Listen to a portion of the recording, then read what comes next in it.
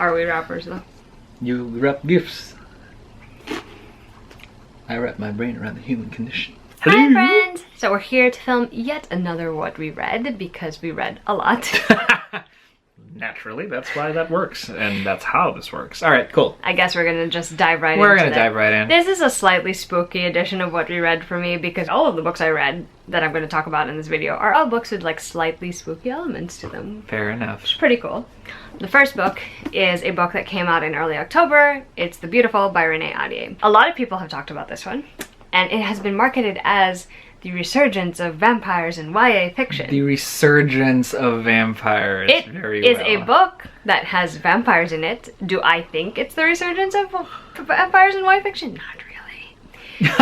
This is a historical fiction novel. It's set in 1872 in New Orleans. Oh, then no. And it follows a young lady named Celine. She's a seamstress who, for reasons that you find out later on in the story, has left Paris in order to come overseas and start a new life in New Orleans. She ends up running into a crowd that may or may not be suspiciously connected to the deaths of a number of women that have been happening in the French Quarter. And the book is basically a twofold thing where Celine is trying to figure out this new group of people that she surrounds herself with, but also trying to avoid being murdered, you know, the way that all the other girls are getting murdered at this time. I hear that dampens the social life, being murdered. I will admit that this one is written in a way where it's so easy to fly through it. It looks really chunky, but it's a really fast read. That's good. I think that's a testament to the writing style. I think it also is a testament to how the plot plays out because it never gets too boring. Like, it never takes you in a direction where it feels like it's lagging a little bit and you have to pick up the pace. Nice pace. So I have to say, like, at least pacing wise, it was pretty good. So the setting is pretty good. I am partial to New Orleans settings, and I also really like historical New Orleans settings. It probably helps that I really like the originals because a lot of this really reminded me of the way that show plays out with their little vampire lore. Like, a lot of it reminded me of that. So yeah, that was the French fun Quarter too. And, you know, the power plays. However, first of all, if we're talking about vampires, a lot of people have already said this. The vampire aspect of it doesn't really actually come in, like, with confirmation until almost maybe close to the end at this point. However, you can kind of infer that the vampires exist and that's the supernatural creature we're dealing with based on, like, little excerpts and snippets and stuff. So fine. I will say that about the vampire part of this book. The thing that frustrates me, though, is because there is, like, a romance between the main character and someone she meets in New Orleans, and I'm just like, I don't feel like this is a believable relationship. Even though it was a really compelling and quick read, a lot of, like, the actual character buildup and relationship buildup felt flimsy to me. Like, reflecting on it now, like, I'm just like, didn't really leave that much of an impression. Even though I flew through this one, and even though I liked the fact that it evoked the feelings that the original's TV series evokes in me, I can't personally say that I really enjoyed it. Like, I can't say it's a new favorite. Will I continue the series? I honestly don't know, because here's the thing. I actually called how it was gonna end somewhere in the middle of the book, and it played out exactly the way I thought it would. And I was just like... And not in a fun way, I assume. I was like, no. I was just like, I've seen this happen before. Do I think other readers might enjoy it? Maybe. However, don't go into it expecting, like, vampires right off of page one because you're not gonna get them. Oh, no. Yeah. Okay. So, well, I like yeah, my vampires. those are my thoughts on that. As you can see, I had a lot of feelings. The next book I want to talk about is The Wicked Deep by Shea Earnshaw, which I actually just finished fairly recently. The Wicked Deep is set in the small town of Sparrow. Every summer there is a season known as the Swan Season. Swan Season is when the three sisters who were murdered because they're witches, their spirits come out of the ocean, claim 3 girls, and then they start drowning boys for the summer. Minimum 3, maximum God knows. In this particular Swan Season, there is a newcomer to town named Beau, and the girl who lives on the island where the lighthouse is, which is just a little bit off of the actual town, Penny is determined to keep him safe, to keep herself safe, and, you know, the people she loves safe. But this season might turn out differently than the other seasons. First, let's start with the good things. Atmospheric setting, really great. Like, it's set in, like, this small town on the coast, and it's on the northwest coast, so, like, the Pacific Ocean, but the rockier, stormier part, not the cool, like, LA part. It's got, like, this island with an old lighthouse. Like, everything kind of seems run down and worn, and then you have, like, everyone in the town being very superstitious about the Swan sisters and who they could be. And I think, like, in terms of lore too, it was pretty interesting. However, The one thing I did not love about this book is that I was like, the way that this curse is handled and the way that this swan season plays out, I was just like,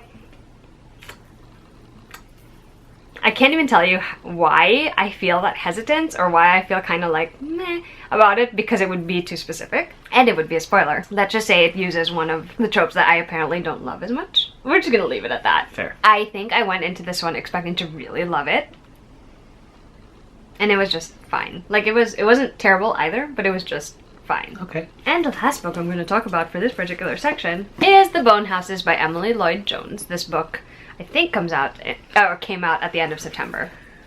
So, The Bone Houses is about Aderin. She is the daughter of a gravedigger father, and her father disappeared a long, long time ago. Her mother's dead, and so it's just her and her little brother and her little sister, and she is determined to find a way for them to keep making ends meet so that they can stay in their house. She gets her chance to earn like a good bundle of cash, and also to figure out how to stop the bone houses, which are basically zombies. Oh. It's like dead people, their skeletons coming up and like going to attack or going towards their village.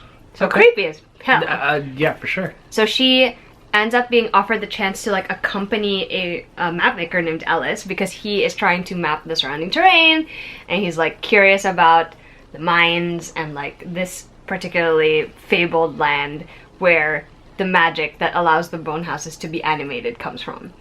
So they go off on this quest together. I really like this one, and that's because I love quest stories. Again, I am very partial to stories with quests in them. In this particular one, there was obviously the spooky factor of having these bone houses like randomly show up out of nowhere. That's true. Creepy as hell. Bone houses. Okay, dead people rising up. Not fun. I like that it has this magical aspect to it and the reason why these bone houses are animated, and I also like how everything comes together at the end. The way it was handled was really, really good, and I really think that this author did a good job with the storytelling of it. Character-wise, I liked Aderin, I liked Ellis, I thought all the characters were very, like, pretty well developed. They're maybe not going to be as memorable to me as some of my favorites, but they were really entertaining companions for this story and narrators for this story. Just allowing yourself to get swept up in this plot and the story is very easy to do with the way that Emily Lloyd Jones writes. So I would definitely recommend checking this out. It's a good read for the spooky season, I think. It's not too scary, but it does have that creepy like atmosphere because they're encountering bone houses. Fun times for the spooky season. So yeah, definitely check this one out. Awesome. All right. Well, I like how you just look at me like, well, you know, I mean, I like a good zombie story every so often, but unless it involves like the BSAA or the Raccoons, you know, police department or anyone named Redfield or Valentine, not too much of a fair.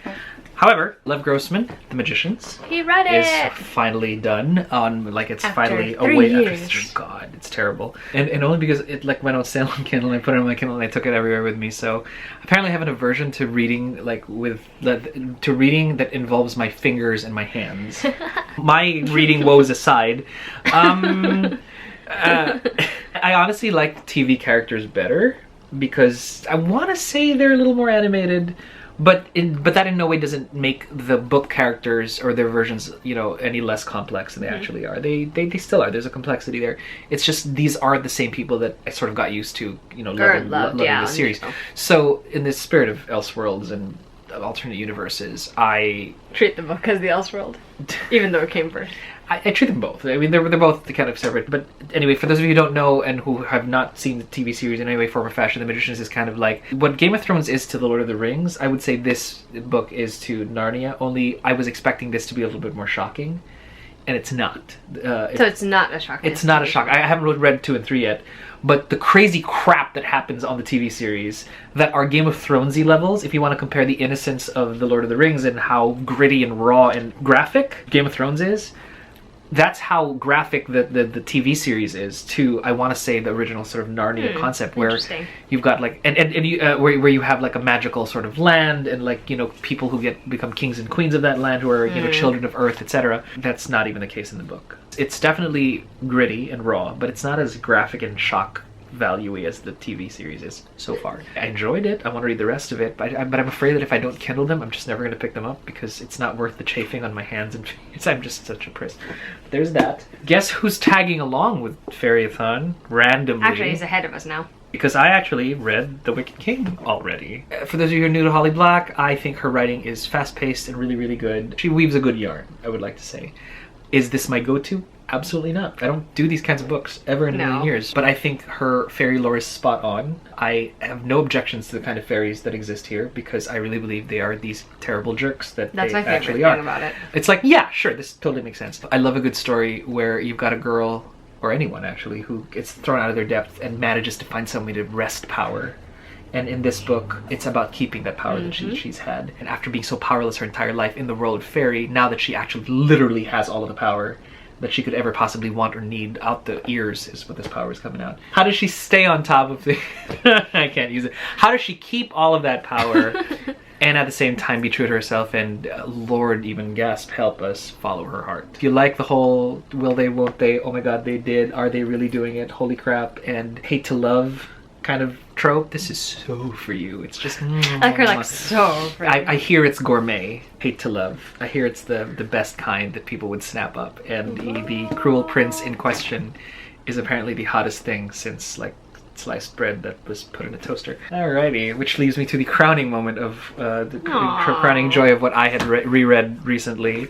I reread The Lightning Thief. I have some friends that I keep accountable with for some of my creative stuff, and one of the things that we wanted to do was to understand, well, what was so visceral about The Lightning Thief that just grabbed you from the get-go? And I don't even remember that because it's been ages since I've reread The Lightning Thief. I've actually reread more of the Heroes of Olympus series than the Percy Jackson the Olympian series. That I've reread more because I enjoyed that so much. There was so much growth because this just felt, you know, kind of like I felt like too distant from it. But after reading this, I felt so like much for Percy, and I have never shipped Percy and Annabeth so hard in my entire life, ever in a million years. Oh, Percy and Annabeth. And to me, what and it's for those of you who are new to the series, I highly recommend it because with Harry Potter you get like a whole new world. You know, with Percy Jackson you get an underdog story. And you get a family story, and you get a story about a kid who's just trying to get through life, and for him to be so faced with his mortality, like something is out there to get me all the time, and it's almost cathartic. Like I was never like heavily bullied as a kid. I was just, you know, everybody gets randomly kind of picked on, and then there's the unfortunate few who are actually, and then there's the unfortunate few who actually get bullied. I was never one of those kids, but Percy definitely was.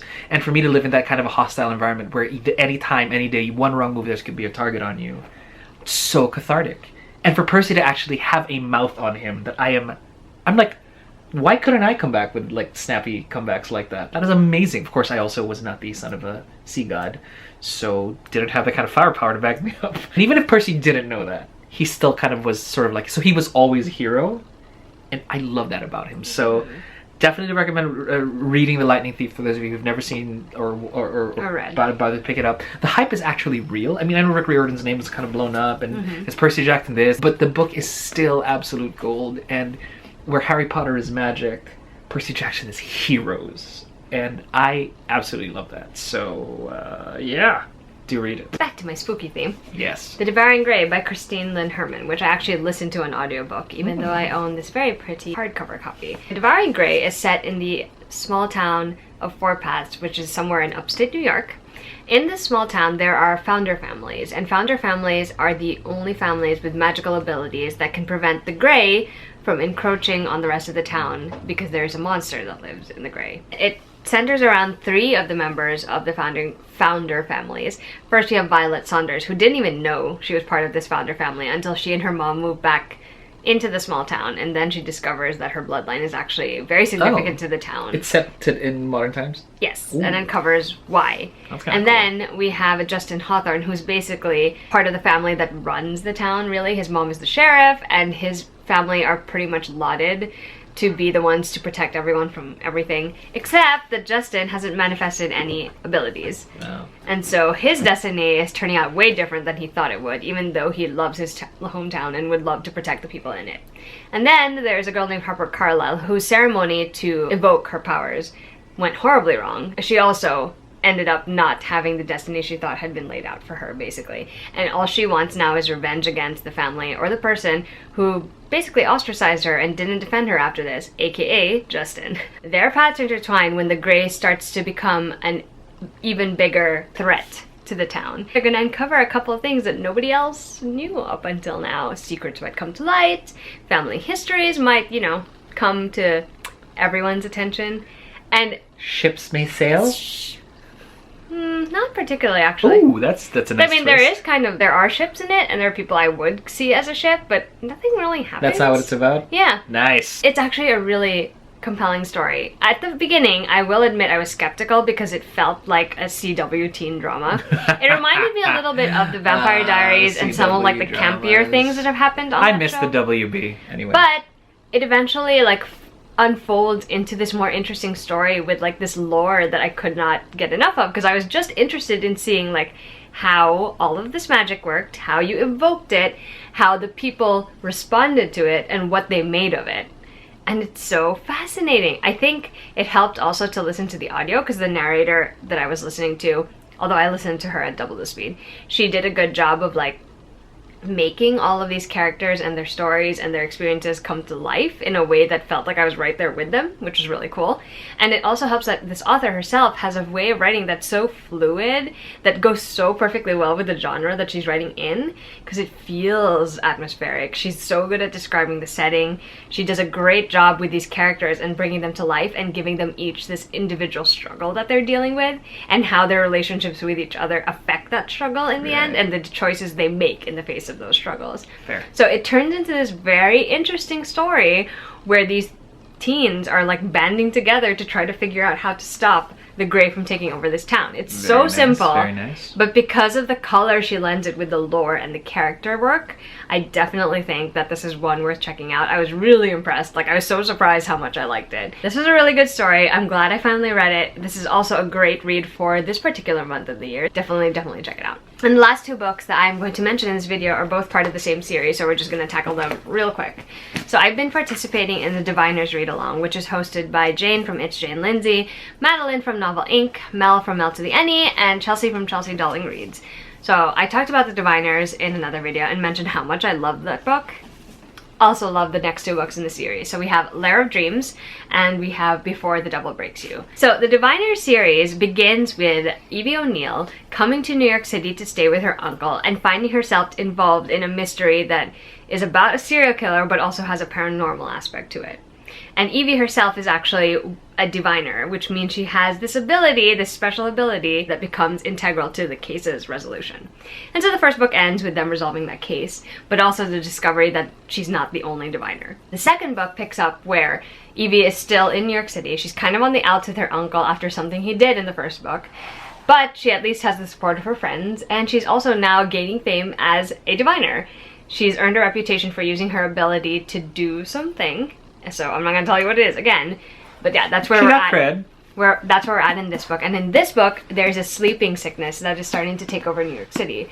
People start dreaming and they can't wake up from their dreams, and eventually the dream consumes them to the point where their entire body gets consumed. That's like terrible. It caves in because it's too...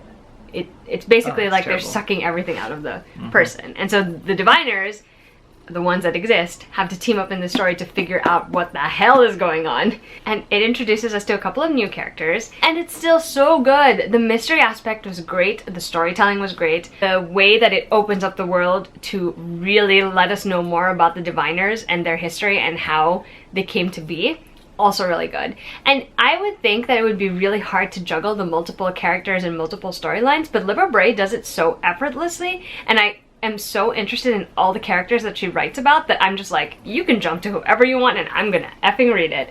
So good, so compelling. I listened to part of this one on audio as well, and it's still so good. Same narrator, January Lavoie. Definitely good. In the third book, obviously since it takes place after the first two, the diviners are now teaming up to try to fight this great wave of evil that is supposed to be coming their way. So they're trying to explore their powers more, they're trying to figure out how to work together and all of that stuff. But they're also trying to figure out their own history. How did they become diviners? So on and so forth. The thing is, I can't really get into details without spoiling the other two books, but suffice to say, this book has some of the scariest moments in the entire series for me. And that's saying a lot considering the first one had like stabby serial killer and the second one had dreamwalker, like a dreamwalker that was murdering people. I was a little nervous going into this one because this one has no central big mystery, I want to say. It's more of like an overarching plot mystery that is probably going to get resolved in the fourth book next year. but it's still so good because this one really opens up the world of the diviners again, even more so than the second book did, and in such an impressive way. And I really care about all these characters, so pretty much the entire time I was reading this, I was just like screaming at Jane.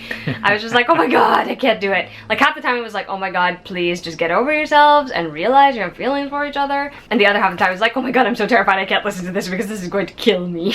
Would I recommend picking up this series? Absolutely. They're so good. Yes, they're a bit of a commitment because they're kind of long, but I would highly recommend reading them anyway because Libba Bray does such an incredible job with the storytelling, with the characters, with the setting. And if you're an audiobook person, January Lavoie is a great narrator for the series, and she'll definitely have you feeling all the creepy crawlies when you listen to it. Awesome. So, highly recommend the series. Those are all the books we're going to talk about for this What We Read. If you have any comments about any of the books that we mentioned, please leave them down below. We'd love to hear from you guys. And until our next video, goodbye! Bye.